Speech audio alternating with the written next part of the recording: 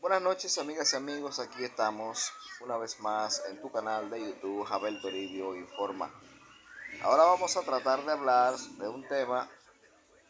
muy interesante porque vamos a analizar en esta ocasión la obra de Marrero Aristide Over, una obra bastante leída, una obra bastante polémica, pero una obra literaria rica, tanto en el lenguaje escrito como en el hablado. Over es una obra que trata sobre las peripecias que se dan en el trabajo de la producción de caña de azúcar. Es una obra que su escenario principal es el Central Romana, una empresa multinacional dedicada a la siembra de caña de azúcar y también a la producción del mismo rubro. También el escritor Marrero Aristide, desde la República Dominicana, que es donde está este parque azucarero, narra todas las situaciones que se viven dentro de un ingenio. Marrero Aristide comienza con un personaje principal llamado Comprés. Comprés es el principal personaje de esta obra y él nada más y nada menos que un adolescente de aproximadamente 17, 18 años y pues dedicado totalmente, vamos a decir, a caminar las calles. Claro está, luego de que su padre, quien había vivido desde su juventud, su padre fue echado de la casa y fue poco valorado por su padre, vamos a decir el abuelo de Marrero, el abuelo de Comprés. Fue un padre no muy amoroso con su hijo, quien era el padre de Marrero, de Fidel Comprés. Entonces, podemos ver que este pasado del padre de Fidel Comprés se repite nuevamente cuando Comprés vive con él como hijo. Este comienza a acusarle y a decir que ya no puede seguir manteniéndolo, siendo este aún un joven, y lo echa de la casa. Es aquí donde el personaje principal comienza entonces a vivir lo que es la vida de un joven callejero, un joven que amanecía donde le tomara la noche, en los furgones del gran monstruo, como le llama él, al Central Romana. Estamos hablando de una época totalmente muy rural, una época donde existían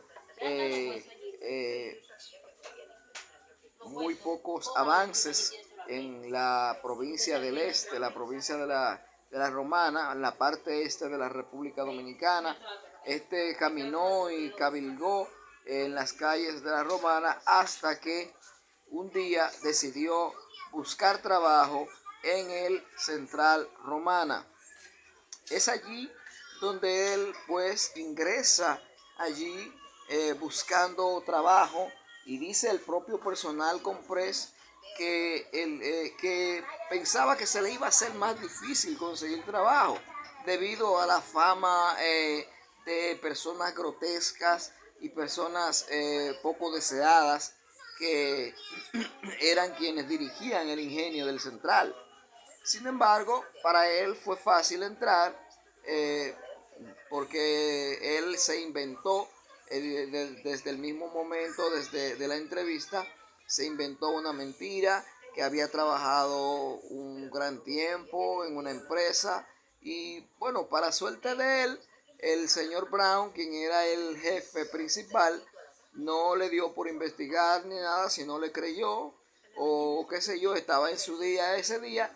y le abre puertas para entrar de una vez a trabajar en el puesto de bodeguero, atendiendo una bodega que eran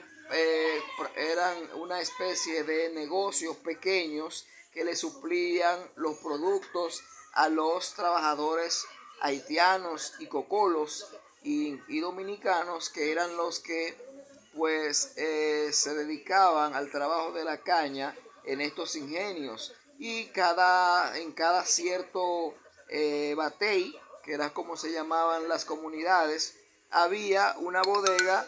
pero era una bodega que respondía a los intereses de los propios americanos, quienes eran los que dirigían todo este negocio de la producción y comercialización de la caña de azúcar. Esta, eh, esta obra se sitúa en el tiempo de la dictadura, en el tiempo donde el principal oficio en la República Dominicana era la producción de caña de azúcar. En ese tiempo el país contaba alrededor de 5 o 6 ingenios, y él se sitúa específicamente, como ya hemos dicho, en el ingenio de La Romana, el Central Romana, ¿verdad?, que era dirigido por norteamericanos.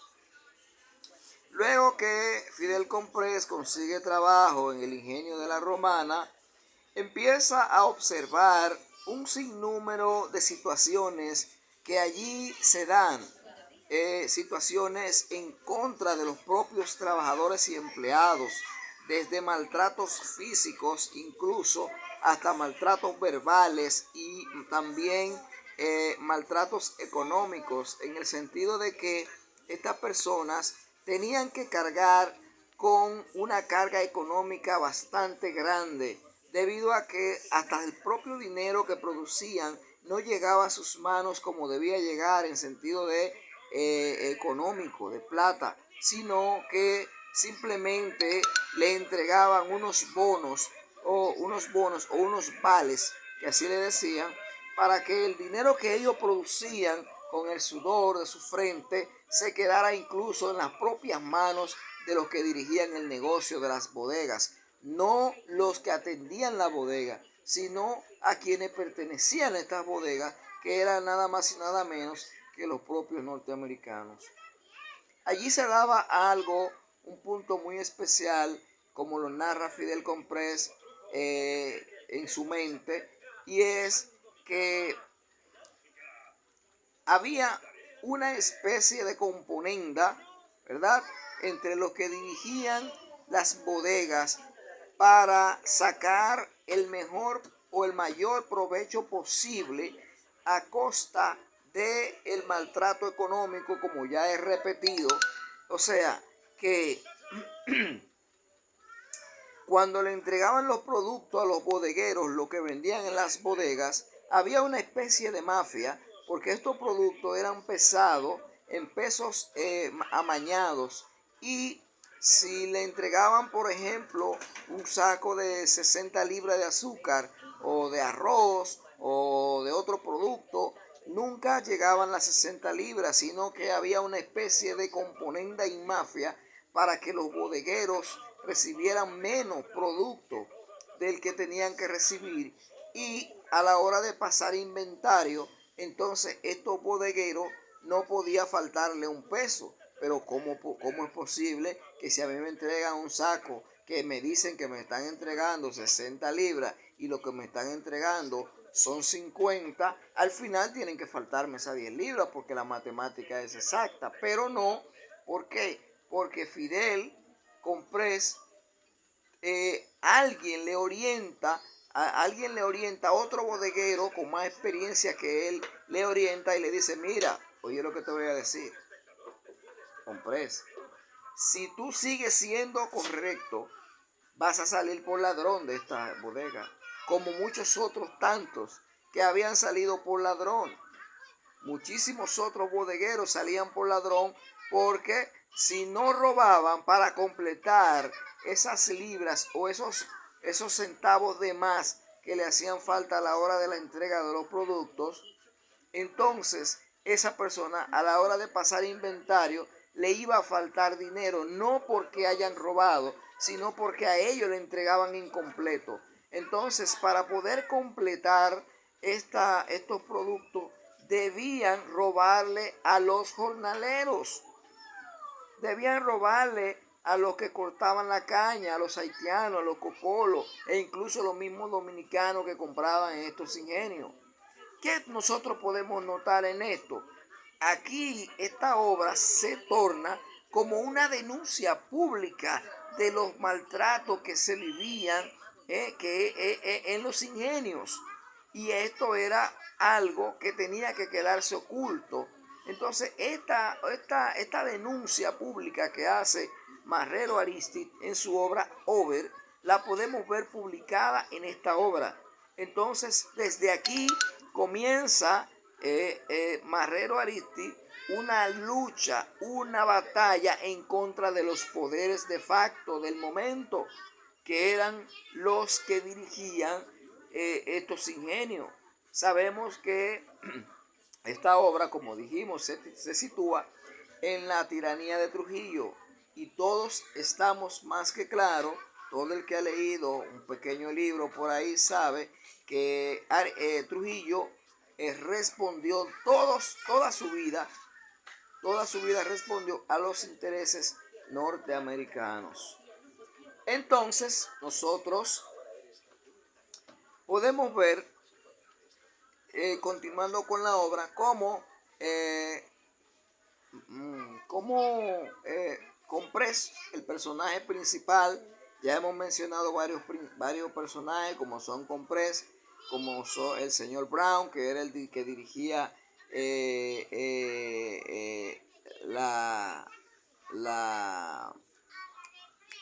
el ingenio, entre otros personajes, entre otros lacayos que respondían a los intereses del señor Brown, como el alemán, entre otros. También Comprés, el personaje principal, nos deja notar en esta obra el conocimiento que él tenía de lo que era la sociedad, porque él define muy bien lo que era una sociedad, lo que era un conglomerado social en esta obra. Él se explaya en varias ocasiones haciendo definiciones con algunos términos que son totalmente científicos, cuando el personaje principal supuestamente era un joven con muy poco conocimiento, un joven de pueblo, un joven campesino, pero con las definiciones que él da de muchas cosas, nos deja entender que era un joven que tenía siendo aún campesino, tenía cierto conocimiento y dominio del lenguaje. Podemos ver también que el joven se desarrolla su historia en los ingenios, siendo ya empleado como bodeguero. También narra de lo que era el poco desarrollo que tenía la nación en el momento, porque cuando cuando se monta en un vehículo para ir a los ingenios, él lo hace de una manera sorprendida, dando a entender que había muy pocos vehículos de motor en el momento y que era toda una sorpresa, toda una experiencia montarse en un vehículo de motor en esa época. También él nos narra su historia, dice que después de un tiempo de haber estado en el ingenio trabajando, sintió soledad, fue cuando entonces le llega la necesidad de buscar pareja. En una visita que hizo un domingo en la tarde,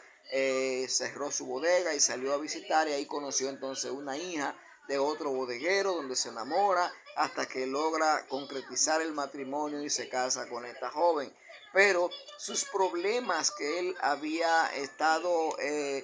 viviendo en este ingenio le atormentaba grandemente su mente, porque él veía mucho maltrato, veía muchos abusos y él no estaba preparado para este tipo de vida. Él simplemente entró al ingenio por un problema de necesidad, pero al estar allí, él se sentía totalmente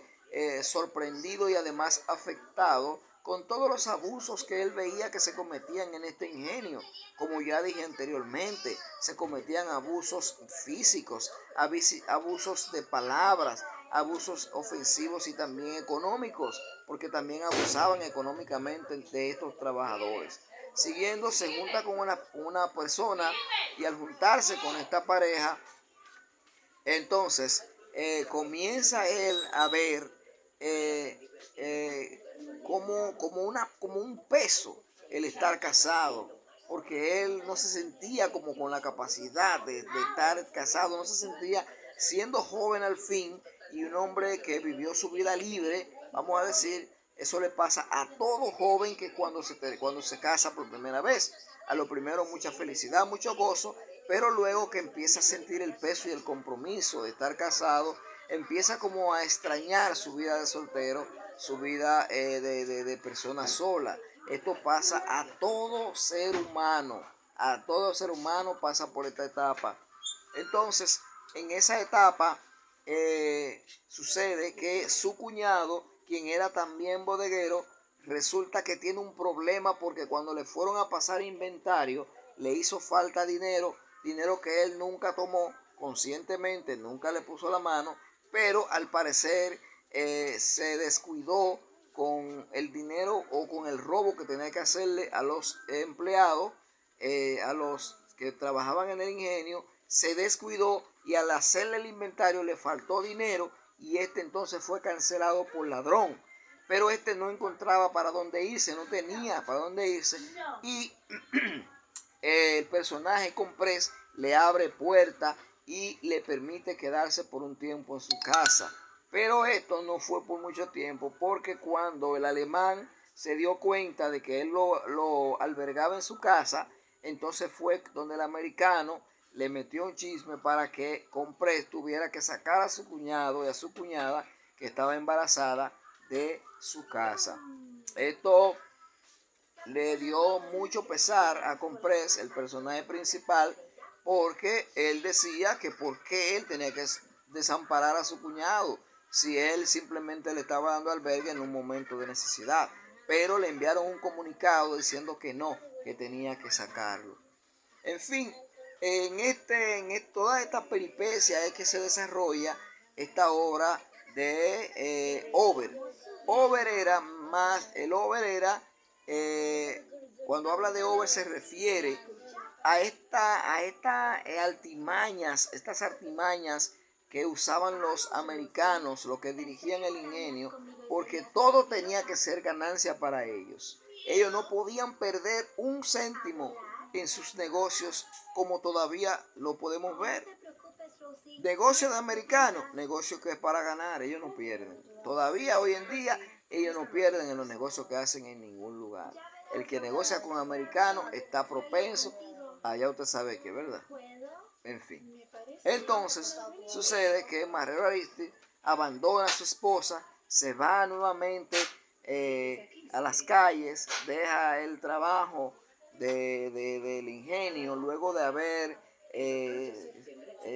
sintiéndose culpable de todas esas cosas, y pues enfrenta al alemán en un día que fue a visitarlo, y le dijo muchísimas cosas, y pues como preparando el terreno, porque él quería salir ya de esos ingenios hasta que es cancelado. Luego se ve sin trabajo, sale con su esposa, y va entonces, se alberga donde su primo, donde la hermana, donde el cuñado, la hermana de su esposa. Allí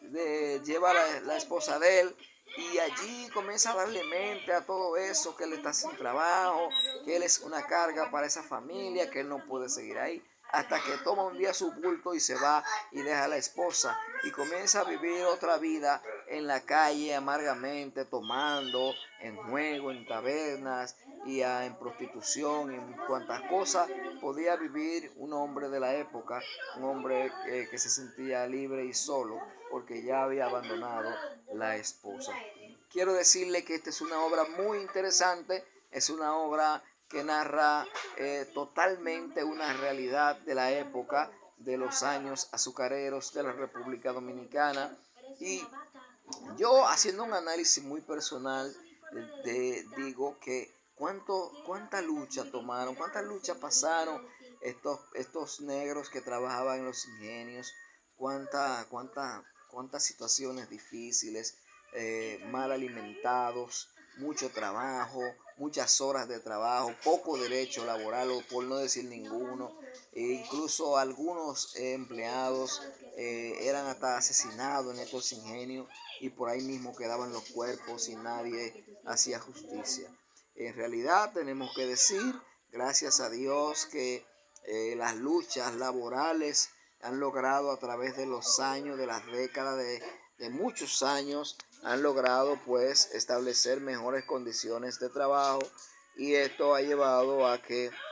hoy en día, pues, aunque no es lo que se quiere, no es lo que se debería hacer, pero sí hemos logrado algunos avances económicos. Así que hasta aquí esta obra, Over. Aquí están los datos principales. Todos sabemos aquí cómo el personaje principal narra todos y cada una de las situaciones, cómo se movía el ingenio, cómo se trataban a los trabajadores, cuál era incluso se habla de algunos componendas que habían entre los jefes, entre los norteamericanos, para robarle a las grandes multinacionales, entre ellos mismos, cómo ellos dirigían el ingenio para quedarse con la mayoría del dinero, y en fin,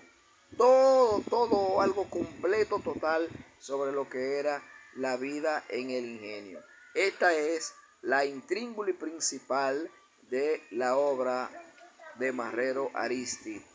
Over. Hasta aquí, Javel Toribio. Recuerda darle me gusta si te gustó la definición, y también darle a suscribirte para que sigamos hablando de lo que es la literatura dominicana y internacional. Muchas gracias.